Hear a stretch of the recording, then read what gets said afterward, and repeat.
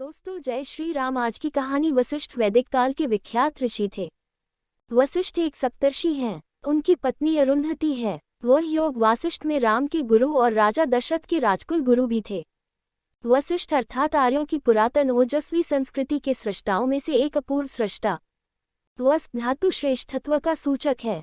वशिष्ठ का अर्थ है सबसे प्रकाशवान, सबसे उत्कृष्ट, सब में श्रेष्ठ और महिमावंत।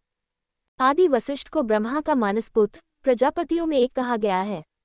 स्वयंभू मनवंतर में वे ब्रह्मा की प्राणवायु से उत्पन्न हुए थे। बाद के वैवस्वत मनवंतर में ब्रह्मा के मानस पुत्र के रूप में अग्नि के मध्य भाग से उत्पन्न हुए। यज्ञ के ऋत्विज पद को लेकर निमिराजा के साथ शतराग हुआ। दोनों ने एक दूसरे को श्राप दिया। परिणामस्वरूप दोनों की आत्मा शरीर त्याग कर ब्रह्मलोक में गई। वशिष्ठ का तीसरा जन्म मित्रावरुण ने उर्वशी को देखा और उनका जो वीर्यस्खलन हुआ उससे हुआ। पौराणिक उल्लेख। वेद, इतिहास, पुराणों में वशिष्ठ के अनगिनत कार्यों का उल्लेख किया गया है। महर्षि वशिष्ठ की उत्पत्ति का वर्णन पुराणों में विभिन्न रूपों में प्राप्त होता है।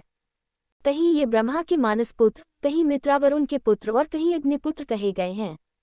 इनकी पत्नी का नाम अरुंधति देवी था। जब इनके पिता ब्रह्मा जी ने इन्हें मृत्युलोक में जाकर सृष्टि का विस्तार करने तथा सूर्यवंश का पौरोहित्य कर्म करने की आज्ञा दी, तब इन्होंने पौरोहित्य कर्म को अत्यंत निंदित मानकर उसे करने में अपनी असमर्थता व्यक्त की। ब्रह्मा जी ने इनसे कहा, इसी वंश में आगे चलकर मर्यादा पुरुषोत्तम भगवान श्री राम अवतार ग्रहण करेंगे और यह पौरोहित्य कर्म ही तुम्हारी मुक्ति का मार्ग प्रशस्त करेगा। फिर इन्होंने इस धराधाम पर मानव शरीर में आना स्वीकार किया।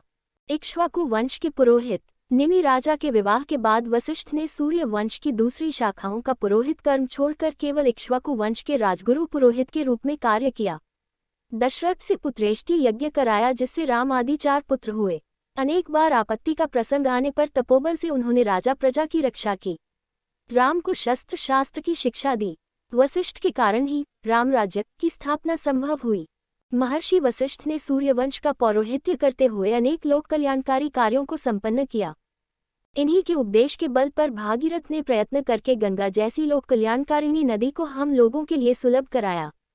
दिलीप को नंदिनी की सेवा की शिक्षा देकर रघु जैसे पुत्र प्रदान करने वाले तथा महाराज दशरथ की निराशा में आशा का संचार करने वाले महर्षि वशिष्ठ ही थे।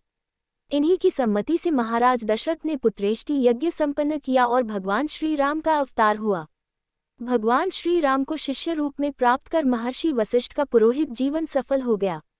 भगवान श्री राम के वन गमन से लौटने के बाद इन्हीं के द्वारा उनका राज्याभिषेक हुआ। गुरु वशिष्ठ ने श्री राम के राज्य कार्य में सहयोग के साथ उनसे अनेक यज्ञ करवाए। वशिष्ठ और विश्वामित्र। महर्षि वशिष्ठ क्षमा की प्रतिपूर्ति थे। एक बार श्री विश्वामित्र उनके अतिथि हुए। महर्षि वशिष्ठ ने कामधेनु के सहयोग से उनका राजोचित सत्कार किया। कामधेनु की अलौकिक क्षमता को देखकर विश्वामित्र के मन में लोभ उत्पन्न हो गया। उन्होंने इस गौ को वशिष्ठ से लेने की इच्छा प्रकट की। कामधेनु वशिष्ठ जी के लिए आवश्यकताओं की पूर्ति हेतु महत्वपूर्ण साधन थी, अतः इन्होंने उसे देने में असमर्थता व्यक्त की। विश्वामित्र ने कामधेनु को बलपूर्वक ले जाना चाहा। वशिष्ठ जी के संकेत पर कामधेनु ने अपार सेना की सृष्टि कर दी। विश्वामित्र को अपनी सेना के साथ भाग जाने पर विवश होना पड़ा।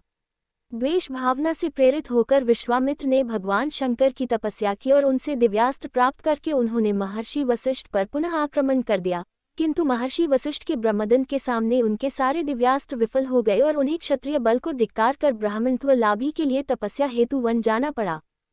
विश्वामित्र की अपूर्व तपस्या से सभी लोग चमत्कृत हो गए। सब लोगों ने उन्हें ब्रह्मर्षि मान लिया, किंतु महर्षि वशिष्ठ के ब्रह्मर्षि कहे बिना वे ब्रह्मर्षि नहीं कहला सकते थे।